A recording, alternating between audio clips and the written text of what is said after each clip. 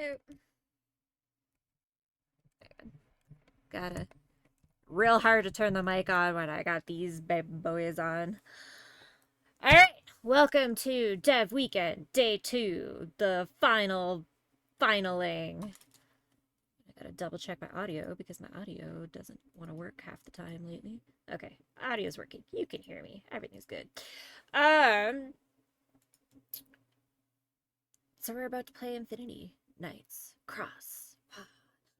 Uh, I'm gonna share my screen because I've done up my background with all of the crazy shenanigans. Some of these pictures were Kickstarter exclusive backgrounds that I got. Some are in their PR package that you can go and download yourself if you want them.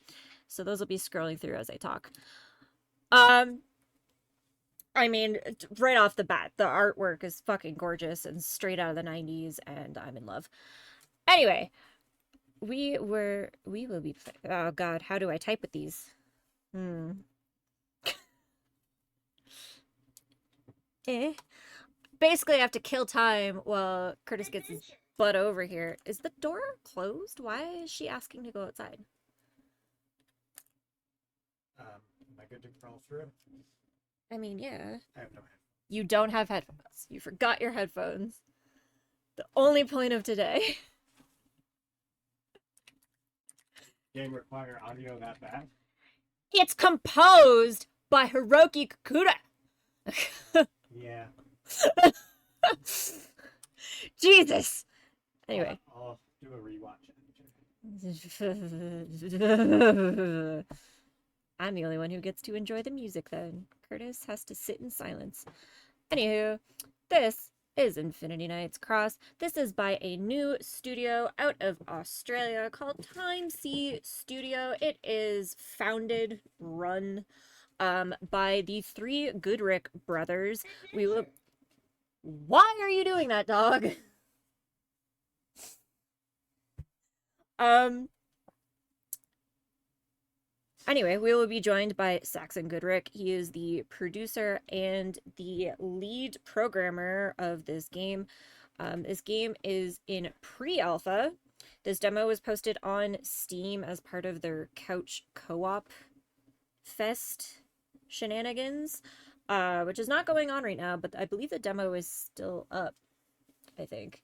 The demo is of just one boss battle, but it's kind of to show off the combat stuff. We'll talk to Saxon a little bit more about timeline wise, but the last I read, which was like yesterday, they're thinking alpha release in like a week or two.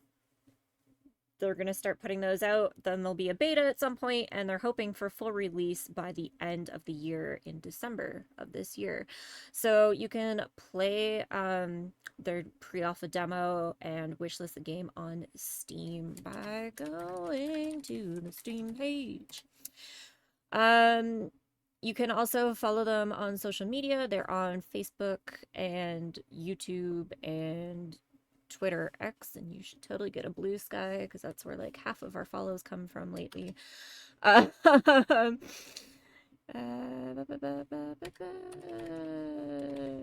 hard to type with nails and shit. So that is their Twitter. You can follow them on Facebook. You can follow them on their YouTube page. You can also join their Discord server. A lot of the updates are getting posted there, etc. If you want to read more about their company and what they've been doing or get updates that way, you can go to their website. That is also where you will find the PR package that has a lot of these images that are currently scrolling as the background that you can find in the PR package on their website. And finally, if you enjoy this game, this was a Kickstarter game, but they have a backer kit still up, still running, still available. You can pay to get a digital download of the game and help them as they're coding it and going on. There was also a couple tiers left of, I believe, naming a mushroom You can name a little mushroom guy. They're all gonna have little names and speak English or whatever the language in this game is gonna be. Well, okay. Moniker, this game will be in English and Japanese, but whatever in world language the mushrooms speak it, they all have names. You get to name a mushroom for a certain donation level. I believe the other one was to make your own achievement. This game will be coming to Steam, PC, PlayStation, as well as Nintendo Switch, which I know is your bag. Um, yeah. Well, you're here. I was just doing the spiel as you like settled. Are you settled? Yeah. Settled. Okay. Just off frame. Well, yeah. So I have to fix the camera for you to be back on frame because. Whoop. I think that's the right way to do that. Yeah. Hello, I'm here for couch co-op. Yeah, so the big deal about this game, it is an RPG, but it will have a single player campaign as well as couch co-op and online multiplayer co-op. So the demo today, you can play single player or you can play couch co-op with your friends.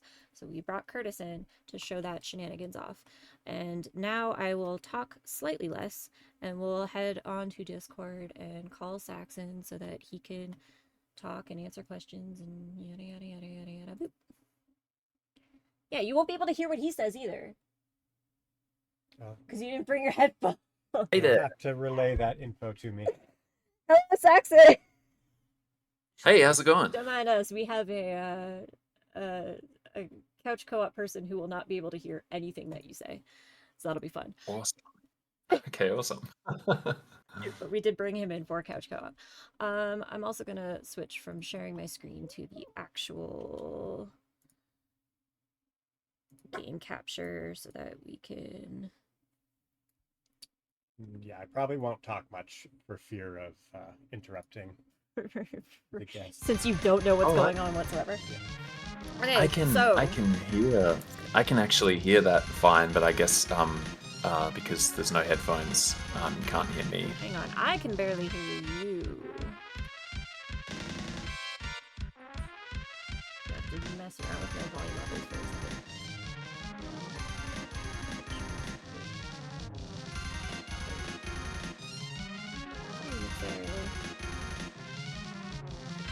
Okay, Discord full. Game not so full. There, okay, that should work. Hopefully. Fingers crossed. Do you want to maybe talk again, Saxon? Oh yeah, sorry, yeah. Okay. Testing for Yeah, 1, 2, 3. Yep, that works. Okay. Awesome. Hopefully you're on. Sorry. Am I saying your name right? I hope to God I am, but I Yeah. wasn't. Okay. Yeah, that's my name. Everybody, this is Saxon. Hey, everybody. Yeah, so like freaking lead programmer, I mean, right off the bat, it like how crazy has it been throwing this game together? Because like you got big names involved immediately. Yeah. It has been it's been an effort. It's been really fun. Although the title that we have on the website is lead programmer, my brothers and I, we really do everything like together. Like we all do the programming and we all do, every bit of it. Which is it's fun. But it's a lot. Yeah, we definitely tried to throw together as much as we could for like our initial pitch, and we took it to a bunch of people that we thought would be interested. And then through that, Kakuta-san managed to get involved as well, which was a huge honor and something we can't really we just don't believe it. It's very awesome. I mean, like right off the but we've bat, the also- first thing you notice is the music. Yeah. Like, the music it's, is amazing. he's- It's perfect. He is tremendous, and it's so hard to we're sitting on a bunch of tracks that he's done for the game that obviously we're including in the alpha and stuff, and we just have to sit on them knowing that they're here, and we can't share them yet. And it's very, very exciting. I mean, I do believe it was it in the Kickstarter update. He has 2 tracks on your YouTube, right? I think.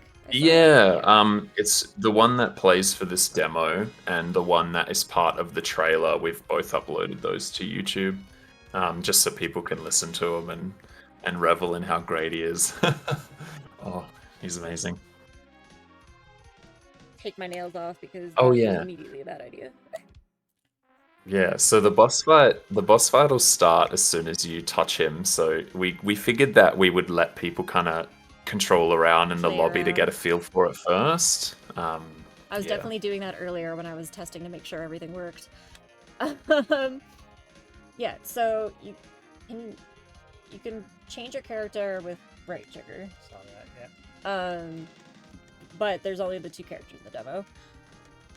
Yeah, we included the change character thing just so solo players could experience like controlling as Fate, but it's a little buggy. Sometimes when you change, the weapons get all mixed up. Apologies, Oh, do they? but it's there Haven't just had so you issues can with run that. around as both. Yes, some people do, and some people have had a few issues, but then other people haven't. So it's been a tough one to nail down. Interesting. Okay, But it's there in case you want to run around as both. well, we'll show some stuff off first. This is the sword. Wacha. This is the bow. Wacha. And then, if I'm remembering this right, is left trigger. That's one of the skills of cross, and that's the other skill of cross. So to do that, it's hold left trigger down and then square or triangle. And then we'll go attack 1 of fate, attack 2 of fate. Oh no, you started the battle. Oh no. What did you do? I was showing things off! Good luck, have fun. Oh, great. Okay. I got up on the spirits! Oh, no, no, no, no, no, no, no. Oh, no, no, no! Oh, I don't know what that did. Oh, run, run, run, run, run.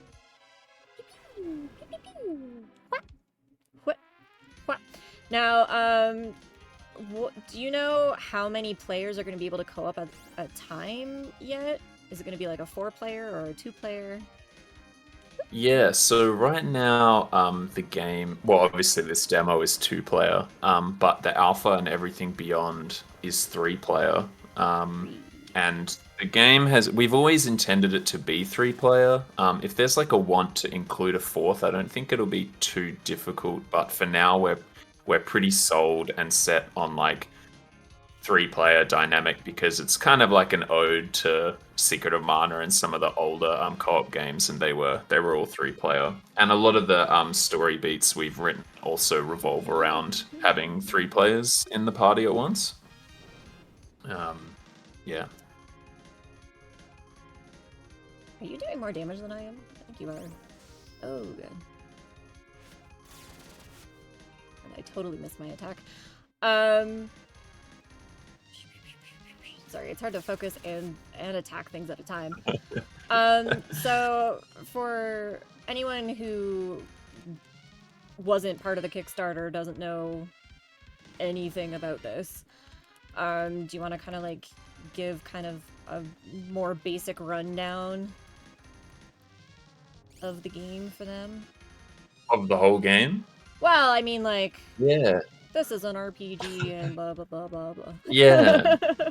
Yeah, so Infinity Knights Cross is our it's an ode to a lot of games of the past that my 2 brothers and I wanted to make together because we wanted to make a cooperative game. There aren't a lot of cooperative games these days. There are a few, but we wanted to contribute to that pool of cooperative games by making something that we really wanted to play ourselves. So it's like our dream envisioned RPG that we'd play cooperatively. There's a bunch more to the game than just combat. There's like a big overworld that you go through and explore to get to these dungeons. There's a kingdom that you look after and contribute to and develop with your characters as you collect resources outside. Yeah, it's like a big old school RPG that's got a big co-op campaign in it as well. And obviously an action RPG. Are we supposed to be still hitting him on Yeah, I doing know, that scared me away. this? I mean, I believe how was it the crafting system that had like a really unique mechanic of like rhythm games, it kind of looked like. So one of our ideas for congratulations. One of the ideas that we had for the crafting system was to do like a kind of like a DDR cooperative where you'd take like, you know, different parts of the song. People would play different parts of the song and you could pick any of the tracks within the game because we like Kakuda's music to like craft weapons, which we'll include in the beta to see how people like it, and whether or not we need to augment it slightly. But that was the original idea, and we've made some tweaks since then. But there is a crafting system. When you are exploring the overworld, you can do a bunch of quests, or you can explore the overworld and do like mining and woodcutting to collect resources that let you craft and improve your weapons, or are used as components in creating like buildings or materials that you can place around the kingdom. Okay, cool. Should be. I hope so. Now, I know the original timeline was like, I think it said the alpha would be coming out the 28th. Are you guys still thinking that that's gonna happen, or? The alpha we might have to delay by maybe a week or two as we fix some of the bugs that have come up with this demo. We've had a lot of good feedback, but I want to make sure that we kind of address those issues so they don't get repeated while people play them. I mean, that makes sense. Otherwise, the beta we still are planning for June, July, and then obviously the game release at the end of this year in December. I mean, that's a pretty. It seems like an ambitious timeline. Which, I mean. You reckon? You reckon that's ambitious? I reckon ambitious would be like getting the whole game out by mid-year. I mean, just based on like how many developers I end up talking through this, and like how long their games take, and how many times they push their deadline back. Yeah. Like I'm not saying you guys like can't do it or anything. I just like it's impressive. Oh, thank you. We're just basing it off of like, you know, everything that we've done so far development wise, and like we've kind of tracked how long it's taken us to do certain things, and then like given us a safety buffer on top of that to like approximate when we think we could finish it by, and we've managed to stay pretty on track. The only thing that I think might cause us any significant delay is if we get thrown something out of the woodworks that we like weren't anticipating. You know, like maybe something catastrophically goes wrong with the way that online works or something like that, and that takes us a while to fix. Otherwise, everything is pretty smooth sailing. We are always ahead on programming because prior to the Kickstarter, we're programming a lot and doing a lot of like building out a lot of the content in the game. So we've always been ahead of that, and right now what we're working on keeping in time with is like animations and artwork. So we've hired more people to jump on board with us to do more animations and more artwork and have that like make sure that that's all finished on time. And that's probably the limited region of the project, but that's still going to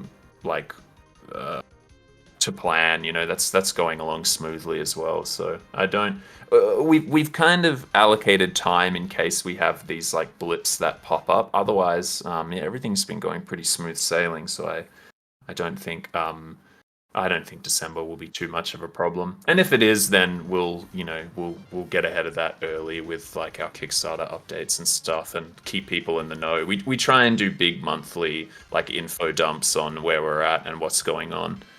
So we'll have plenty of heads up if we do have to delay for some reason, which I hope we don't. Yeah, and I mean, for anybody curious about that, the Discord seems to be very active. At the very least, everybody tends to like keep up with the questions and everything in there. So join the Yeah. Discord, guys. It's worth it. But I did want to ask you, because I think you're the first dev we've had on here that is actually doing like an online component of their game. Because every other dev we speak to, they're usually either solo campaigning or like co-op, but no one's really had like an online component before. So I wanted to ask how your development, like how your coding and development process basically has changed between the single player, the couch co-op, and the online multiplayer, because I'm sure there's different issues with each. Yeah. That's actually a great dev question.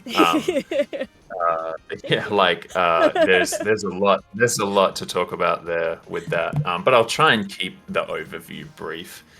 Basically, when we decided to like revamp it and include online co-op, we had to like I have a background in network. Like I was a network engineer for years. I have a lot of experience. Specifically writing like C# sockets and all of Unity games. This is a Unity game built in C#. They use C#. So for me, it was really easy to just adapt that like professional knowledge I had previously into this game. But it did require us to rewrite a lot of code because foundationally the game wasn't intended to be online. And when we decided to do that, because a lot of people wanted to have online, we were like, okay, we got to rewrite this now, not at the end, so that we can develop this game like online alongside its normal development. So I guess it kind of changed initially because we had to kind of like restructure the way that a lot of code is written. But now moving forward, we're aware of all the things we have to account for. With like coding stuff over networks as opposed to just coding it as if it was like a standalone application, if that makes sense. Yeah, so it eventually became the streamlined process once you figured out what it is exactly you It's had much to do. it's much more streamlined now. But for instance, like when you're doing online stuff, if you have like someone who's hosting a game and somebody who's joined the game, then when it comes to like spawning items on the ground or making sure that only one person can pick stuff up or that it doesn't get duplicated, there's a lot of like back and forth that you have to account for. So instead of a programming snippet be like, oh, if you run into the collider for it, it gets picked up. Instead, it has to be like, make a network call to see if the host has decided who it gets picked up to, like who was really first, allocate it to them, send the signal back, and then you receive a signal on the client saying like, okay, you can pick this up, or actually somebody else picked this up before you. Sounds like such a coding So on. nightmare. It's actually not too bad. Like I was saying, you kind of just have to like restructure the way that you think about information being passed back and forth, which has been really fun to do in like a gaming architecture. Yeah, it's been really cool. I mean, how does that work in terms of like setting up servers? Do you guys just So the way that we're doing it, we're not having a server, like the person will host their own server. okay. So we won't have like a centralized Infinity Nights server. Well, we will for some things, like any high scores or etc. like that. We'll host our own server that people will exchange information with. But in terms of your own games that you play like cooperatively, someone will host and then the other person will join them to play. Kind of like maybe kind of like Stardew's online, like Stardew Valley's online system, where you like start a farm and you're the host, and then other people join your game, and it's all hosted like locally. I mean, that definitely makes more sense than what I was thinking.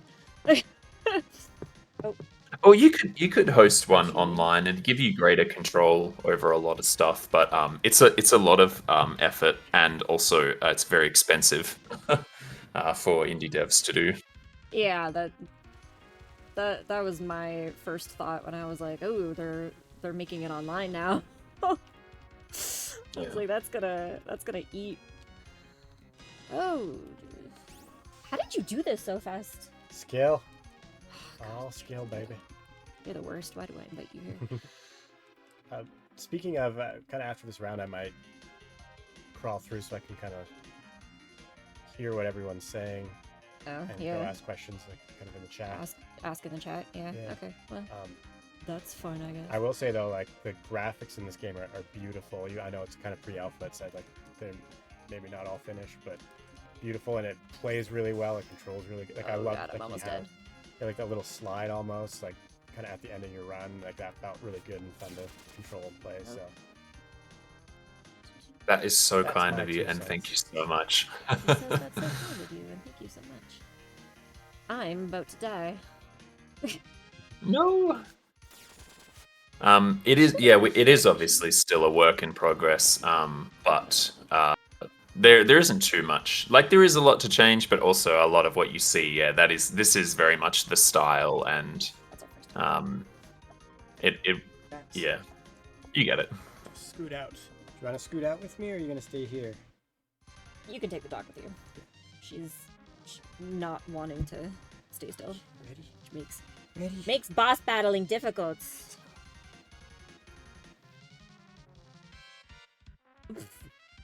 Well, thank you for demonstrating the couch co-op with us, Curtis. Yeah, I had a fun time.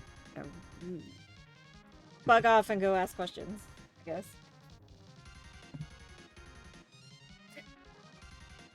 I love the setup. The setup in here is like we don't have Curtis on often, so it works as a one-player setup. But as soon as somebody hops on in, it becomes a little ridiculous. So I'm kind of like walled into a corner. But anyway, no, like the whole reason I kickstarted this in the first place is because like the second I saw it, I was like, the music sounds like it's gonna be amazing. The graphics of like the little snippets you had shown looked amazing. I'm a huge fan of the 90s RPGs, and it was like an immediate hit of nostalgia. And then I was like, oh yeah, and by the way, if you want to play it by yourself, you can. If you want to play it with somebody on the couch, you can. I was like, holy fuck, that's such a good idea. Yeah, like, it feels weird that it wasn't ever really like never done like properly, I guess would be the way to say it, but like yeah.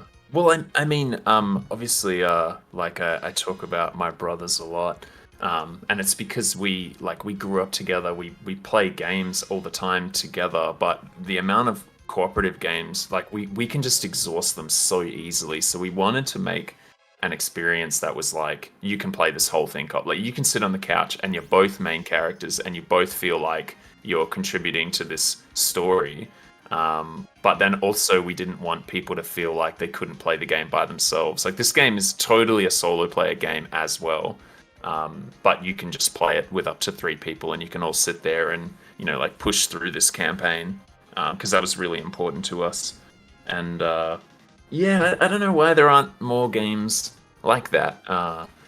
Yeah, maybe it was honestly, difficult back in the day or something. I mean, even nowadays, if I go looking for a co-op, like a couch co-op, especially game to play, most of the options are like ones that make you want to like hate the person sitting next to you. like they're quote unquote co-op, but they're like games like Overcooked, where it's like, okay, yeah, this is co-op, but like I want to murder them because they're not doing it properly, kind of thing. Yeah, or like I recently played Moving Out, and that is pretty similar to Overcooked. It's very fun, but also it's like high stress environment co-op. Yeah, and it's just like, yeah, okay, technically this is co-op, but like, is it really co-op if it makes me want to like hurt the person I'm playing it with. Like, it's not... Yeah. We're technically cooperating, but not really. We're fighting more than Yeah. anything. Yeah, and I guess that's something we also wanted to address as well. Like we really want people to feel like they're playing it together and it's not like maybe like some of the Souls games are where you're actively working together and it's not like, you know, when your cooperator does something that could stuff you up like an Overcooked, you get frustrated at them. Like there's a lot of like you can revive your teammates and the two of you together empower one another. So on. Yeah, we kind of want to take apart some of the frustrating like commentary around, cooperation. I do not know what this other spell of hers does. Is that like powering me Oh, up? right. So Fate's second ability makes her last hit of her combo deal a critical hit. So when you're using that spear and you see like the yellow number come up with the exclamation mark, Gotcha. that means that she's done a critical, and it makes like the next 5 attacks of hers do criticals. So if you like chain the attacks together in a certain way, she ends up being very strong. But I wrote a short guide on Steam that kind of went into detail about a lot of the mechanics, and I didn't expect people to like pick it up when they play it because there's a lot going on in the background. But I also didn't want to like bombard the demo with tutorials. It's actually makes really sense. interesting. I think, yeah. I mean, it's a demo. It's not like a tutorial demo. So like, it was really easy to just pick up and be like, all right, what does this do? Okay, got it. Now time to shoot things. Oh, you picked it up fast, so I was pretty impressed. It's cool. I've been worried about, like we were discussing about throwing people into the demo or not, or like having a tutorial. Because obviously, when you play like the actual game, it takes you through and it builds upon like how the controls work. And with the demo, we kind of just threw people in, and we decided that we wanted to just throw people in to see like how they would cope with picking up a game like this, or how they would intuitively play it, I guess. And it's been really cool to see that happen. But the actual game, you have like 6 cooldowns and 4 weapons and 8 elements all at once, so it's like a lot. Whereas this, you just have the 2 and the 1 element that you can switch to, which is fun. I mean, even the fact that the boss battle, because I was struggling when I was like putting together the PR for like, hey, we're gonna do this Twitch stream. I kept wanting to call it a turn-based RPG, even though it's not, and I was like, well, like I guess I'll call it like an action RPG, but even that doesn't really seem to fit. Like, it feels like it's kind of its own type of RPG, if that makes sense. We call it an action RPG, but action? it's also it's like, but I get what you mean. It's kind of like a lot of the time when you think action games, you might think like Devil May Cry or maybe like Final Fantasy 16 or something like that. But this is like the first person-y is what I initially think of with action RPGs.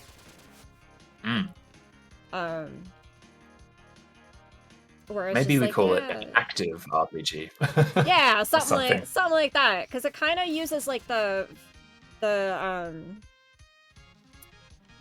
it's kind of like the Final Fantasy 13 battle system, but like with the old school graphics. I liked 13. That was a good game. I liked 13 too. It got such a bad rap. Yeah, I never really understood that. I actually really, well, I mean, sorry, I did understand it, but I didn't share that opinion. Like, I really enjoyed that game, and I'm eagerly anticipating like a HD release, aren't we all? And it'll come eventually, I'm sure. But I really want to play it again. Whew. I mean, it feels like a lot of the people who criticize that game, if you like read their criticisms of it, it's like stuff that was like at the beginning of the game that eventually, because like everybody's like, oh, they called it open world, but there is no open world. It's like there's open world eventually. It just wasn't like the first level. Endgame 13 is amazing. Yeah, I really enjoyed it. Yeah, it's just Super one of those cool. things that shows that like people who don't play a game will complain about it until cows come home. I guess it just didn't gel with them straight away, but I really liked their system. Theirs was like the most active. It was like an active version of the ATB system that also let you queue commands, which I thought was just really neat. Yeah, and Um, a lot of people would Definitely an complain that evolution. like, oh, you just do these commands and then you put it on autopilot and it plays itself. And it's like, well, no, like what you're supposed to do is make a bunch of different commands and then actively be changing between those command sets the entire battle. Yeah, Like, super fun. yeah, and if you did it that way, it was like really involved and super fun, and it like captured your attention and like kind of made it, yeah, like what they wanted to do, make it feel like you were part of like the actual battle. But then people Yeah. complained, so it's just like, okay, well, can't Yeah. please everyone, I guess. The only reason why, yeah, I mean, especially with such a huge game like that, it is difficult because you have every opinion under the sun, and that's fine.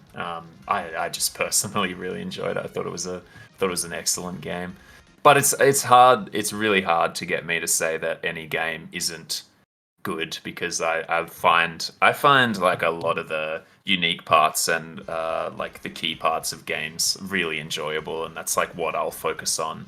Like I can see the vision behind a lot of games that people make, and I just find like the good parts about them. So it's hard to get me to be like, oh, that game wasn't good because I like most games.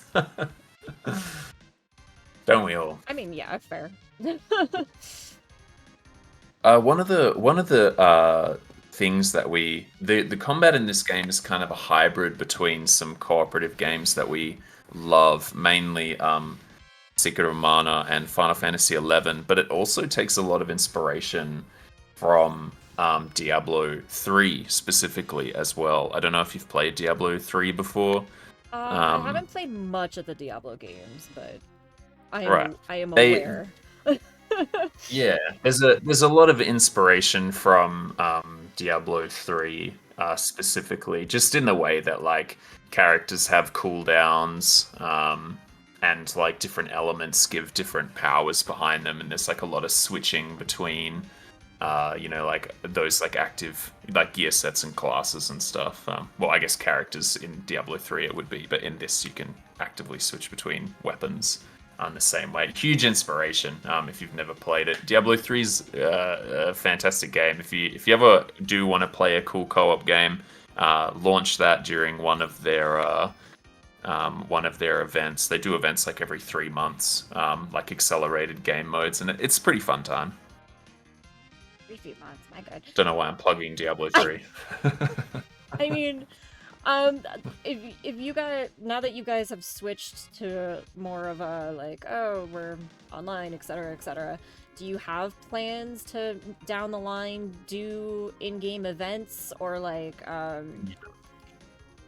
time-oriented areas or anything like that? I don't know if we'll ever lock anything behind limited event like areas, sorry. Like if we ever include an area as part of an update, it's not going to be limited. It's going to be like we'll maybe do an event to like showcase us including it, but then we'll leave it in because we don't want people to miss out.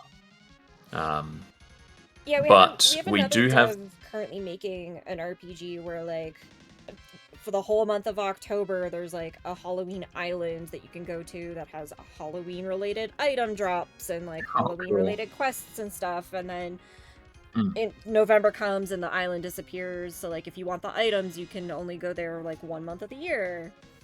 Plug for Blue Wins. Hey, limited events are great to get people playing and like doing it. I know like every MMO ever also does like limited events around like things like like Valentine's Day or Thanksgiving or Christmas or any of those events that games feel like they want to celebrate, or Halloween, etc.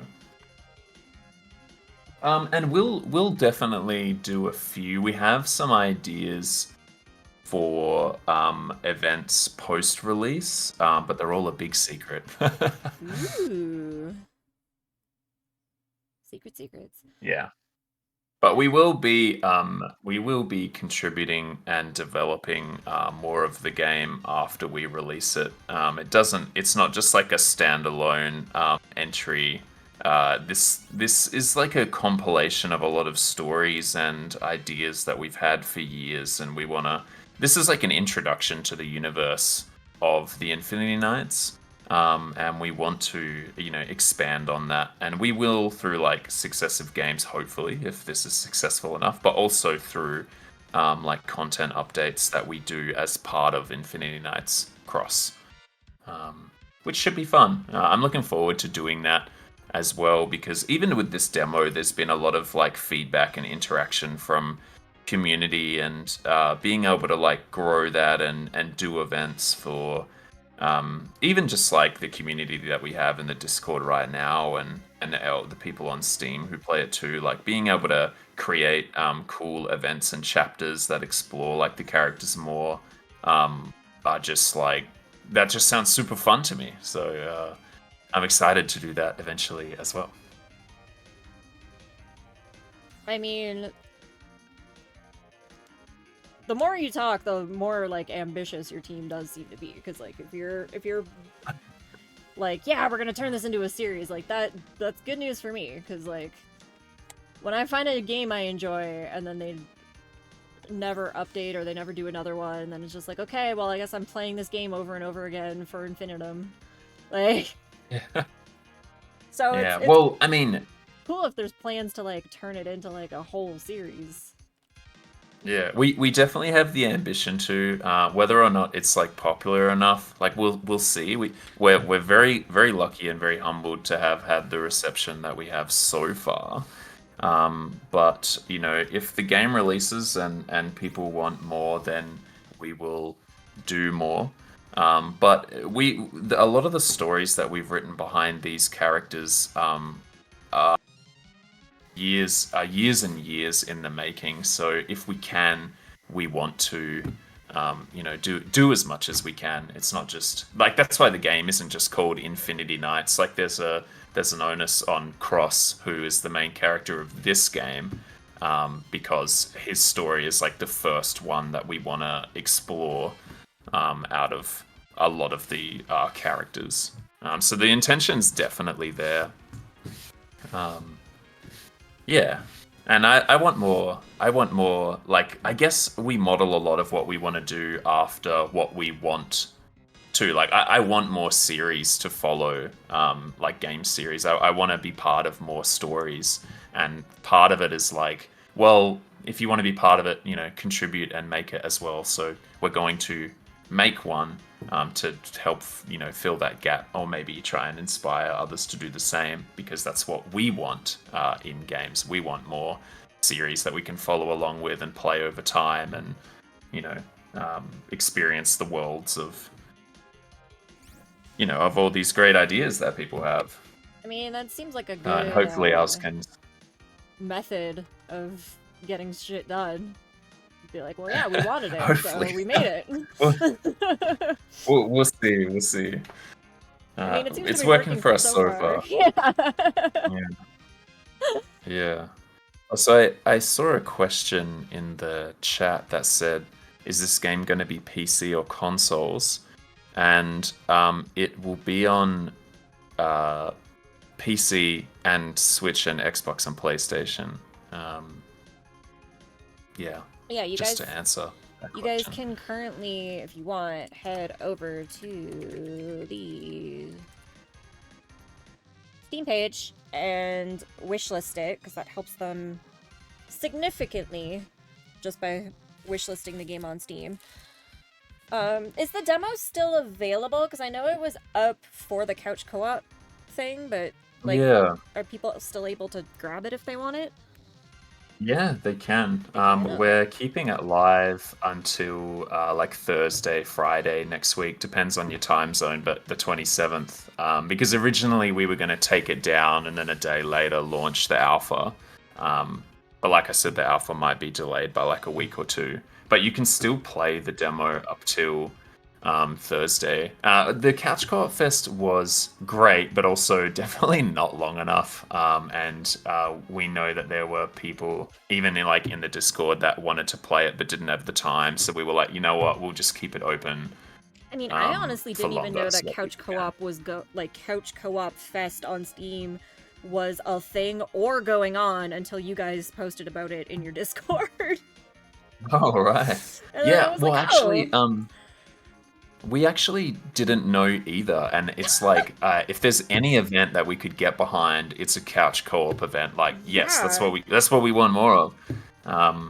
But the only reason we got notified is because as we were like putting builds on to Steam, and you know you like fill out the tags for your game, and you're like, is it a co-op game? Yes. Is it a this game? Yes, no, etc.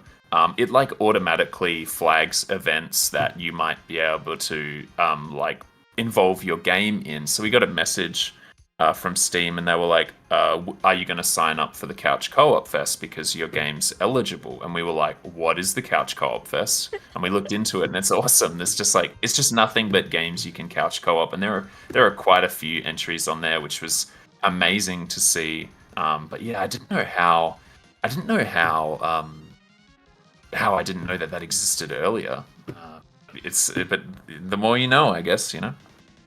Yeah, I mean, for sure. Like I said, I didn't even like I know about Steam Next Fest when it happens a couple times a year, but like that's really all I'm ever told about. That's really all the developers that we talk to ever really seem to know about either. And then yeah, when you guys Yeah. posted about this thing, I was like, there's a couch co-op specific fest on Steam? Yeah. I had no fucking idea.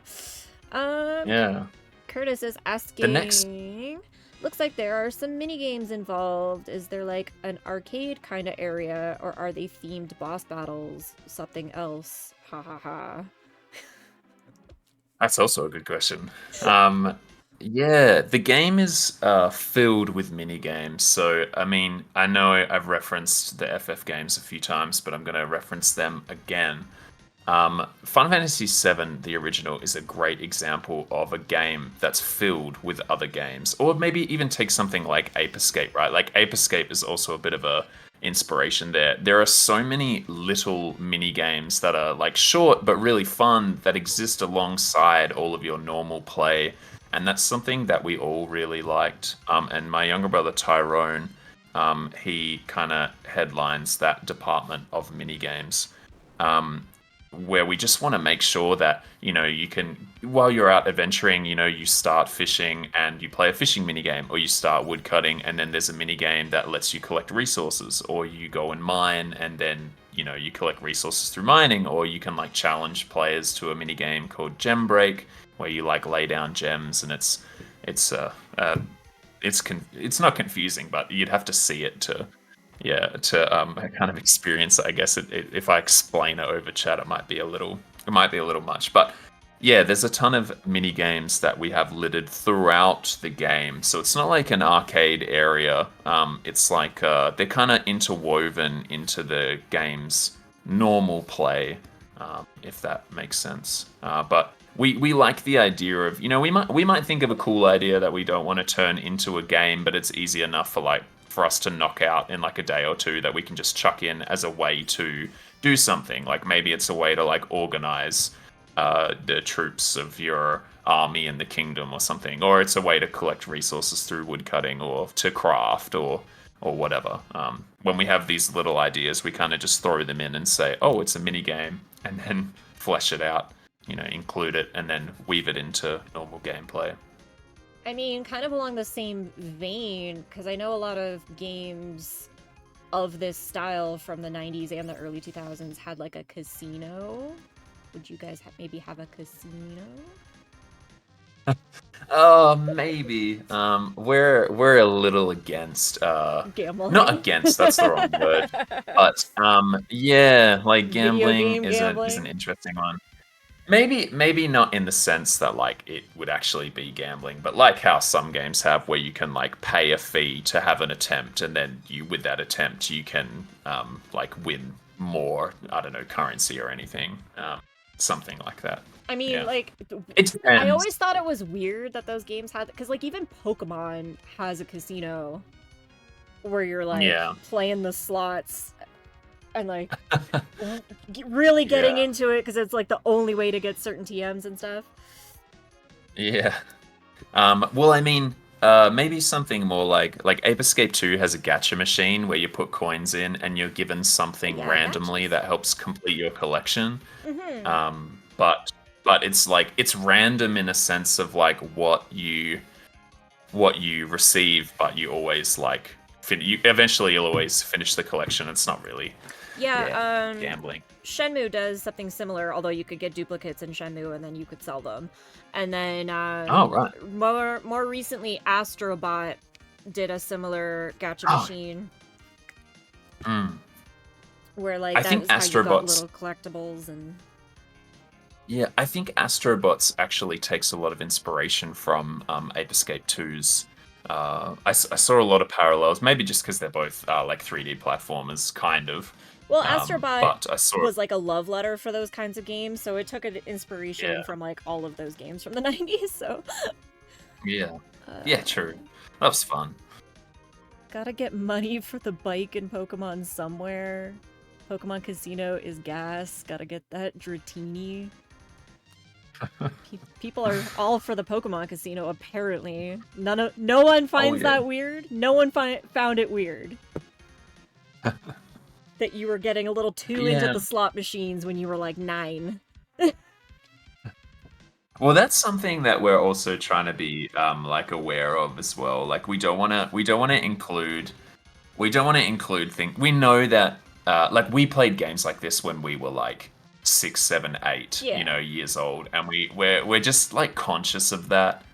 Even though the game's probably like appropriate for like 12 plus, there's still that thing in the back of our heads that's like we don't want to include something like that and like have someone play it when they're like 8 or 9 and like yeah, we don't want that. Oh, I forgot to look at my time on that one. I've been trying to see. I've been doing like one weapon runs of this. I'll see which one's like the To fastest. yeah, but I forgot to look at my last time, so I'll have to go to the VOD for that one later.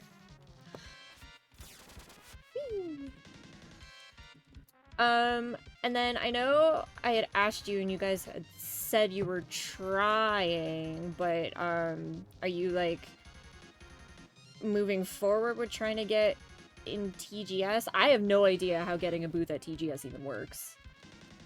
I am actually not too sure either, but it is something that we're looking into and that we want to do. Yeah, I did look into it briefly, and I think that we just have to go through the applications for it. I'm not sure if they're open yet or not. When I checked, I didn't think they were, but I guess we'll just stay tuned and apply. And we have some contacts in Japan that have talked to us about it previously. So we definitely have the intention. We just haven't gotten to it yet, but I would love to go. Hey, it'd be amazing. If not, probably just go as a like on the last 2 days, like as part of the public. Oh yeah, I forgot that it's like privately open for a while too. It's like a full Yeah, week, isn't it? Yeah. Yeah, I think they do 4 days, and the first 2 are like streamers and developers, etc. Or like whoever's invited, like media, etc. And then the last 2 days are open, like ticketed to the public. Yeah. I wonder if I could get us a media pass for that. I should kind of contact my Totally. contacts. Yeah, we'll both apply. Yeah. Yeah, I mean, well, And then we cause can- I forgot that there was like a media day. Because I was just like, yeah, I'll buy tickets and I'll go. But I forgot that there was like a day for interviews and shit. Yeah. Yeah, I'll have to look more into that myself.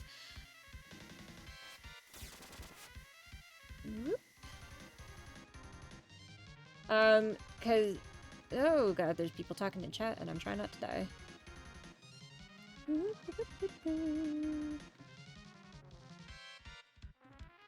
Uli said that the gambling was appropriate for the time. What? Is this Yo Blob, is this guy the first boss in the full game? First boss is difficult. I guess the intention is yes, but first boss is no.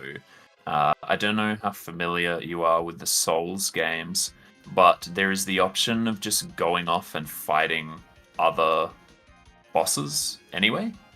And you can just run off and verse someone else if you want. But the intention is that the Forgotten Knight is the first boss, yes. It's like, hopefully you do this guy first, but it's on you if you don't. Yeah, oh yeah, you totally don't have to. You can just like run a different direction, and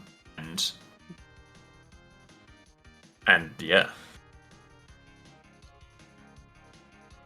It reminds me a lot of like the Breath of Fire games where they would amazing. they would try to make it so that you couldn't go any farther, but if you were like good enough, you could go farther. Yeah. Oh, amazing. Yeah, that's the intention.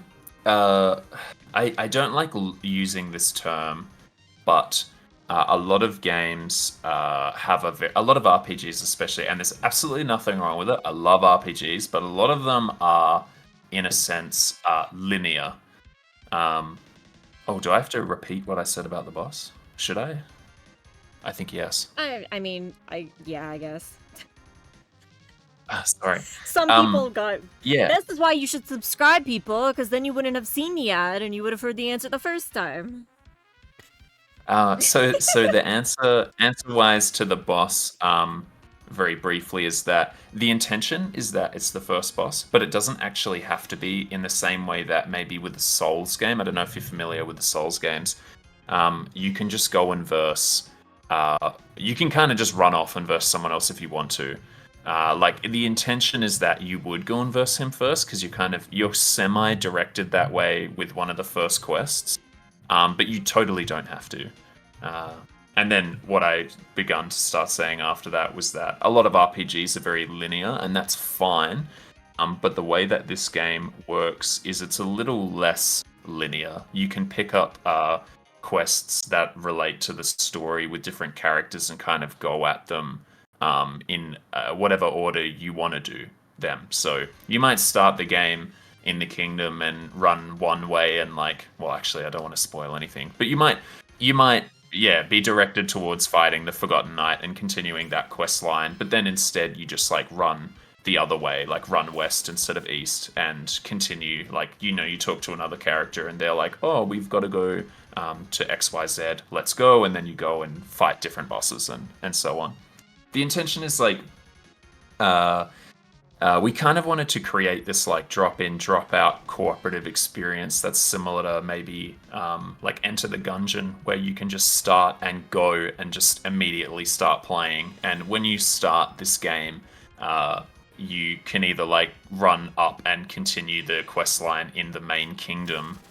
There's a big event that happens, or you can just run south out of it and just start exploring the world. And we kind of like to tell people that you can go as far as you want if you're capable of doing it. Obviously it gets difficult the further out that you go from the kingdom, but there's nothing stopping you, bar a few gates and sunken caves and stuff that will bar you from progressing. You can manage to weave your way to the ends of the world if you don't get killed trying. Yeah, it'll make more sense, I guess, playing instead of just hearing a floating voice. But that's the intention, yeah. Does that mean a couch co-op player can drop in and out at any point during a campaign? Yeah, they can. Yes, interesting. Yeah. Will you guys have multiple save files though? If I want to have a single player campaign by myself and then one that my couch co-op friend can F up? Yeah. Yes. Yeah, so that's actually been one of the biggest challenges of development, is figuring out how we do the saves for cooperation, and we haven't fully figured it out yet. But the plan right now is to have it so that you can start a campaign that is like dedicated to you guys only playing together cooperatively. Like you can only play it cooperatively.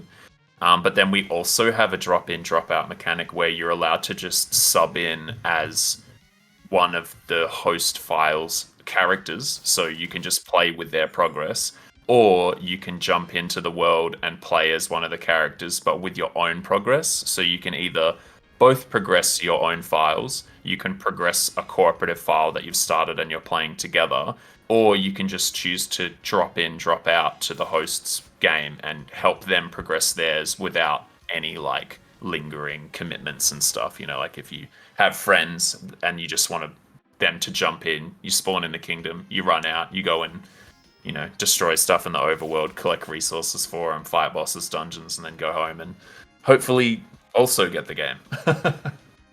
I mean, That's the intention, yeah. That sounds fun as shit. It also sounds like it would have been an absolute nightmare to figure out coding that. Yeah, it's been interesting. Yeah, it's been interesting. Again, it's not something that we've fully figured out, but we will. That's what we're working towards. But it's really important that a lot of the, like, if we're making a game and we're spouting about how, you know, we really want to make a cooperative game, we want to make sure that we cover all of those, like, cooperative bases. You know what I mean? Because everyone plays. Yeah, everyone plays co-op differently. You know, like I've played games with my brothers in the past where I like drop in and contribute, but I wish I had my own file, or vice versa, or don't want to commit to like playing the full game, but like want to play an arc with them or something, and that's kind of the intention we have there. Now, because it's coming out on a bunch of platforms, is this going to be like cross-play compatible? Yeah. For the online, it is.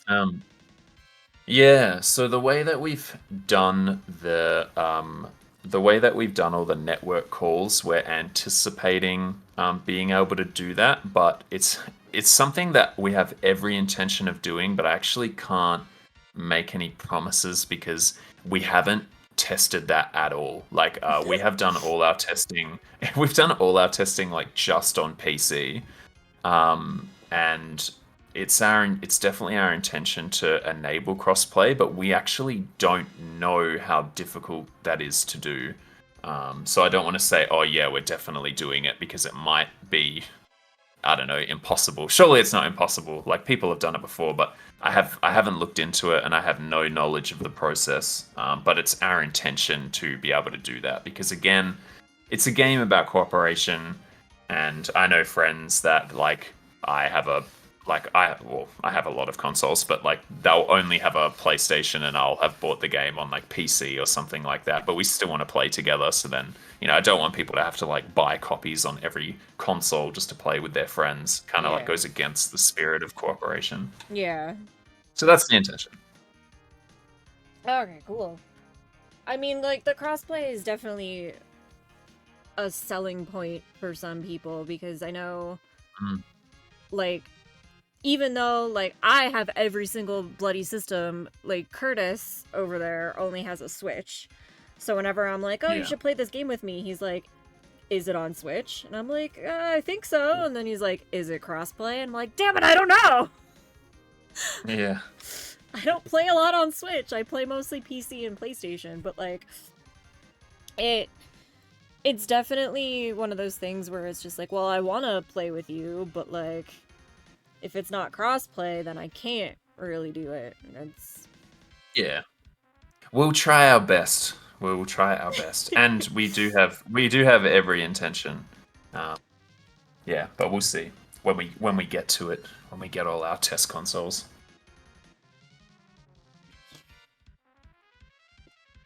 I mean, it would definitely be nice, but I can see. I think the number one thing that people say about getting crossplay to work is getting, like, Nintendo and Sony and stuff properly on board. Yeah. Well, that's kind of why I'm like prefacing this so much, because I'm aware that we have to go through Nintendo and Sony, and they have their guidelines are a lot more strict than say just uploading to Steam and using PC. And that's fine, obviously, because they have their own brand to maintain. But there's a lot of back and forth and legwork involved in that. So we just want to make sure, like, we're not the only party involved, I guess, with implementing that. So we just want to make sure that we can. Is that We'll see. is Sony and Nintendo like harder across the board? Because I know that most devs that we talk to here talk about how much of a nightmare it is to like navigate putting a game on Steam and like understanding the Steam guidelines and like when to do what and what to label stuff as and stuff like that. But like I've heard that Sony and Nintendo are easier in that regard, but then I've also heard that they're harder in that regard. So as someone who's like kind of going through it for all three of them. Well, we're at like the preliminary stages with PlayStation, Nintendo, so I don't have a lot of experience there. Steam have actually been really cruisy. It hasn't really been much of an issue at all. Like I can upload. Getting everything started took time, but we started it a while ago, so we had a lot of time to go back and forth with them. Like with Steam, sorry. And then obviously like uploading new builds takes about 60 seconds, which is amazing.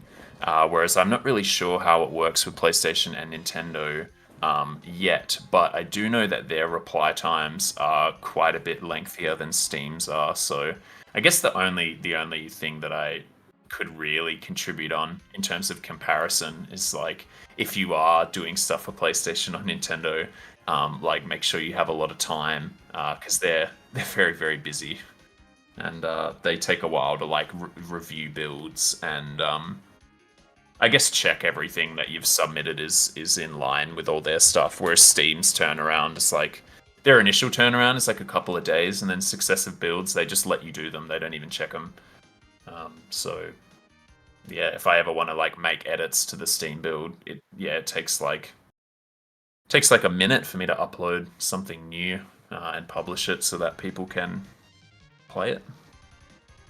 It's interesting. The whole thing is pretty new to me, but yeah, super interesting to deal with. It probably wouldn't be under time constraints, but we're not very pressured for time right now, so Fair. Yeah. I do know some people have told us like, oh, like yeah, like we're released on Steam and we're hoping to be released on Switch in a year. And it's just like, ooh, that long, huh? It's like you think it's gonna take a full year to get it on Nintendo. Like that speaks to how long it takes to like get communication back. I was trying to do a no-hit run, damn it. No-hit runs. There is. I would encourage trying to do a no-hit run if you can beat him. I did try, and then I got hit by this stupid mage. Yeah, we did receive a lot of feedback on the mage, and we actually have changed some things about like the way that they telecast moves. We're going to give them a casting bar, and normally there's like a big parry mechanic where when characters telecast their attacks, they will have like exclamations above them so that you can guard and parry in time and take no damage and get buffs and stuff. But again, a bit convoluted for a demo to throw people into, so we took it out. But it's in the alpha. I mean, that makes sense. Because yeah, that was one thing I was running into these guys. They're like once you get their timing down, it becomes easier to avoid them, but for the first little while I was like, I do not know when they're about to throw that stupid spell ball at me. Yeah. So all the enemies in the game, they also have these little icons that are above their health bar, and they indicate that the enemy has some sort of like integral weakness. Kind of like, I don't know if you've played Octopath, but kind of like Octopath. where the wizards are really weak to slash. So if you use Cross's katana or you use Mortal Strike, he'll automatically like deal criticals. But they're also weak to fire. So if you are Fate and you switch your element to like using fire, Oh, you know what? I don't think they'll I've also switched take my more elements damage. yet. I forgot to do that. Yeah. So with this actually works with the crystals as well. If you the crystals are weak to piercing damage, but they're also weak to water. So if you switch to Cross and if you're using Cross and you switch to his bow, and then you also switch elements to water, he'll shoot like blue arrows, and they take off like double critical damage because they hit 2 weaknesses. The game's combat system kind of revolves around using like different weapons and elements to guard against and deal more damage to enemies, which will convey better in successive builds. I think we missed the mark a little bit in the demo, and I explain a bit of it in the guide. But that's the intention, that the combat will be really active, and that while you're fighting, instead of fights like maybe in a game like Diablo, fights are quite quick. You just like press like R2, and then every enemy on screen dies. Whereas this one, we wanted it to be like we wanted the fights to be less frequent, but a little more active and intense, so that the enemies have like a bit more HP, but you look at them and you think about like what they might be weak to, and then you punch them up a bit, and then you move on. Yeah, so there's like some active problem solving alongside also fighting.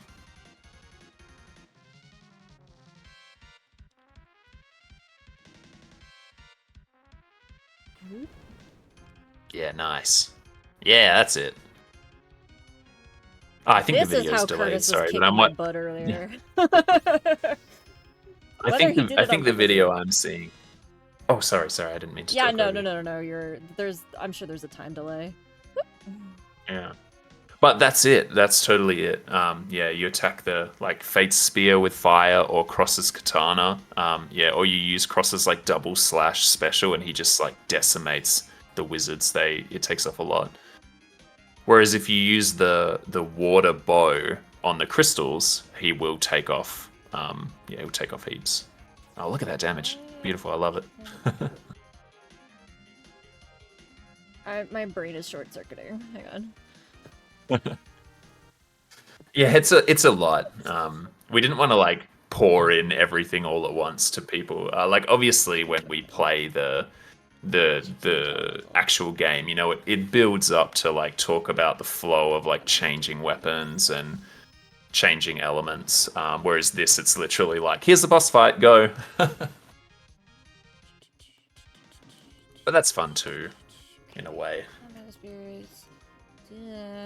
Fire the stupid thing at me.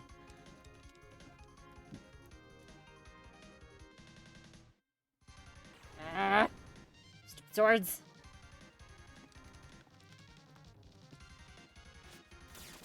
Ah! I got hit!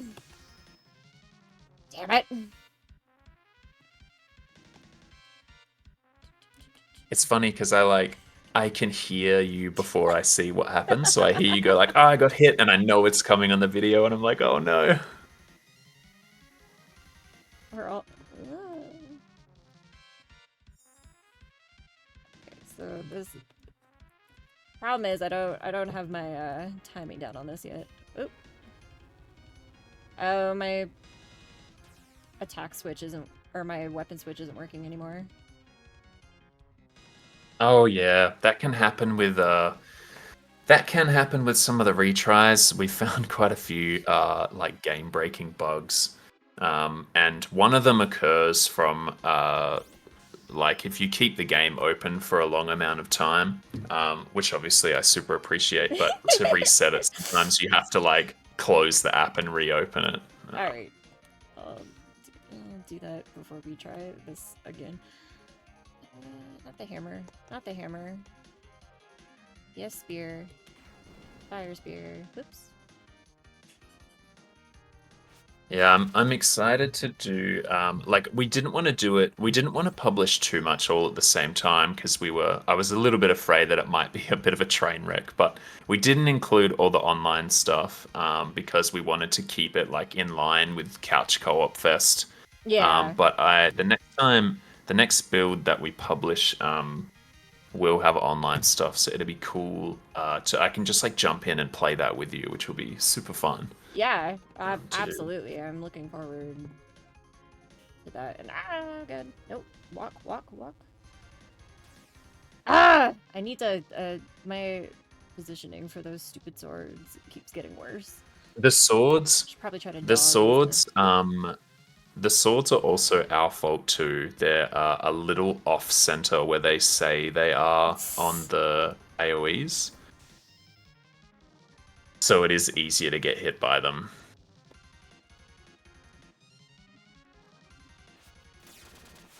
Damn it! I should have saved that.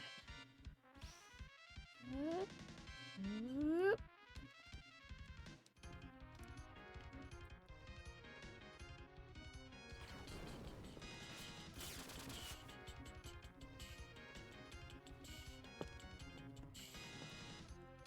This music. I can't. Whoop. Whoops, I wasn't looking. Yeah. He did such a good job on the Nice. music. Ah, yeah. Yeah. Kakuta-san's music is like he is an incredible man. That's all I can say. He's incredible. Have you guys like met him He's in such a person, wonderful or man. like has this all been like Skype phone calls? Yeah, all online. I'm hoping that if we get to go to TGS, that we'll get to go and meet him. I've actually never been to Japan. I desperately want to go, and I So will. nice. But when we go, I am hoping to catch up with him while we're there, and I'm sure we'll get to during TGS. I keep pressing the wrong button to change my weapon. Yeah. Any obviously as well. Like I'm actually taking notes, but any active feedback, like if you're like, man, changing weapons is way too frustrating. Yeah. Are you? Please let me know. Well, are you gonna have like a custom? Like, am I gonna be able to custom map the buttons, or is it gonna be like? Yeah. Yeah. I mean, that's fine. Yeah. That's fine then. Um, I'm just like we for have some reason like a I'm automatically hitting like right the right bumper, not the right trigger, but the bumper to change weapons. oh Probably right. because trigger is character change, and then the left bumper is element change. Yeah. So kind of just That's feels actually like we it's... That's actually what we had it as originally, but then we changed it to triangle because we thought it would be easier. Oh well. I But mean, I you don't know how can, it would be on yeah, an Xbox controller, but you can definitely. We have like a. We want to do it. One of our. We were talking earlier about big updates, like post the game releasing, and one of the first big updates that we want to do is actually an accessibility update, because we also think that a lot of games aren't cooperative, but more games also need to be accessible. And the accessibility these days is getting so much better. It's amazing. But we definitely want to be on like the pro accessibility train where we take a moment to step back from development and say like, how can we make this game playable for as many people as possible? I mean, it's And appreciated as someone who has a million and one issues with things. yeah, it's definitely something that we want to do. And although it's like a smaller part of accessibility, we do want to be able to like map controls and have the controls like as customizable as people want them to be. But also, Steam themselves do a really like with all their like Steam API input and controller setup. They when you're publishing your game, they ask if you like are eligible for Steam active input, and one of the conditions for it is that people are allowed to assign any controller like button prompts to whatever else they want. It's like a requirement that they have behind it. So we wanted to include that integrally in the game, but it'll also be available through the Steam API as well. So there won't be any issues behind like, having the controls set up like exactly how you want them to be. I mean, that works. As in terms of accessibility, like light and brightness, and then like size of things are a big one because my eyes are destroyed. I have the worst eyes on the planet. Yeah. Because like if things are too dark, I can't see them at all. If they're too bright, I can't see them at all. Like that's a big issue. But then also like in terms of size, like playing this demo, the like bottom left is like very hard for me to read. Yeah. Oops, and I got it. So we one of the things that we want to do with UI as well. I'm glad that you brought that up. I don't know if you've ever played like Final Fantasy 14 or World of Warcraft, Yep. but they let you change the size of individual UI elements and move them around the screen to wherever you want them to be. Yep. So we've implemented something similar where you can select like individual components. Like for instance, maybe the text underneath Cross's name that says what element you're currently active as is way too small. And you'll be able to like enlarge that or place it wherever you want, or take the bow and place that somewhere else and make it bigger. I've actually been looking at the UI in games like Animal Crossing and Hello Kitty Island Adventure because We play that game a the lot on this UI channel. in those oh sick. The UI on those games are super intuitive and very clean, and something to take inspiration from for sure. As I'm sure you, I guess, have noticed. I guess because you've been playing Hello Kitty lately. I mean, it's nice. You get to kind of do whatever you want. Like I can't tell you how annoying it is, but especially when a game is like, yeah, we have accessibility options. Like you go to our menu and look, there's a whole menu for accessibility, and then you like look at the accessibility options, and it's like they don't. Like I think how was it, Ghost of Tsushima was like, we have accessibility options. Here's a thing where you can change the size of the captions. And I was like, okay, great, perfect, because like as someone who prefers sub to dub, that's amazing, awesome. And then like the larger, like if you put the text to the largest size possible, it's still like impossible to read because it doesn't do Still it way for too small. it doesn't do it for it enlarges the text on the menu and stuff, but it doesn't enlarge the text on the subtitles. So the subtitles are still super teeny tiny, but all of the other text is huge. Right. Yeah, that ain't good.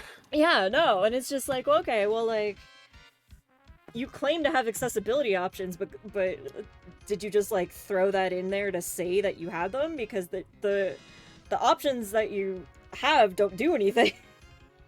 Yeah.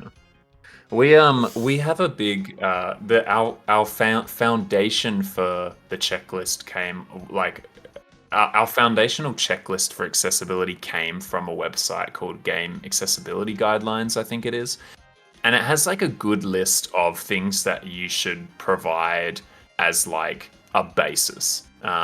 So things like things like UI elements mainly, and the way that the controls are, and the way that they can be remapped, all the way down to things like bright images or flickering images, or like text prompt speeds, or etc., or highlighting, or subtitles, so on. I could go on and on. But also, I haven't had much experience before with accessibility in games, so we're super pro. If anyone, like, we're at the end of the day, we're developers, and we are active in our community. So if anybody steps forward and they're like, actually, you know, it would be really good. Actually, we had someone do this the other day. His name was Albrick on a Discord, and he was like, you know, it would be really good. Like, I get repetitive strain injury in my hands. Can you please make it so that you can hold a button down in the game and it continues to attack instead of me having to like mash the buttons? And I was like, that's a great idea.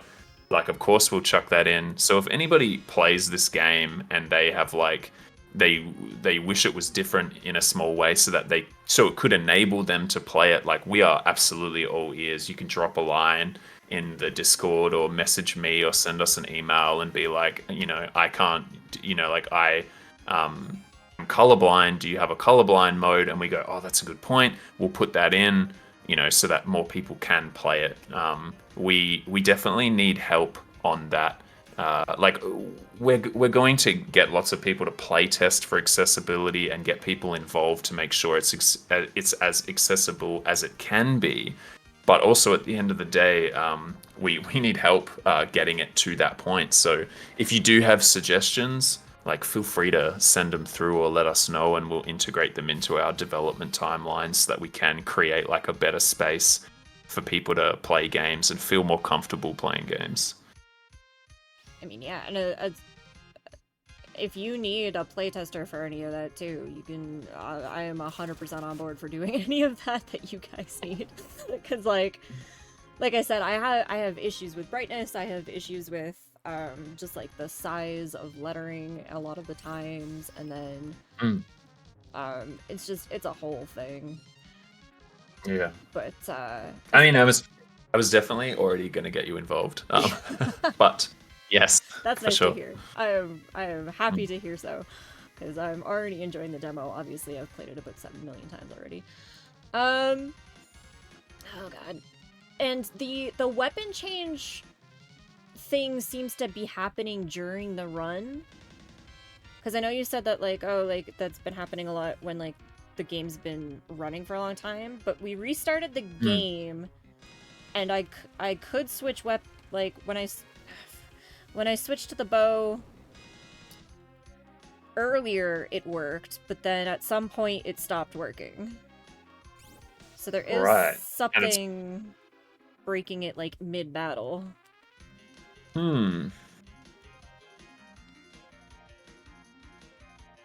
I mean, well, I've written it down, and I'll go and look into it right after we finish the stream. Okay. But I'm sorry that that's happening. Oh no. It is a bug. It is absolutely not intended. Honestly, pre-alpha, I expected this to have way more bugs than it has had. It has quite a few. We have quite a list, but it is nice to see that it wasn't like obviously our biggest fear. This is the first thing that we've like ever published, and our biggest fear was that we would publish it and it would just be absolutely unplayable. And it has been playable, which is great. I mean, yeah, like, the fact that it works, it runs, I haven't had it crash on me. I mean, that's already miles ahead of some other games that we have played pre-alpha. Yeah. Thankfully we haven't had any crashes yet, like on any builds or any feedback. And maybe those people just didn't message or something to say, hey, this crashed, why? But we haven't received anything like that, which was all we wanted. Like, that was a big win for us. So hopefully we can continue to hold that streak for as long as we can.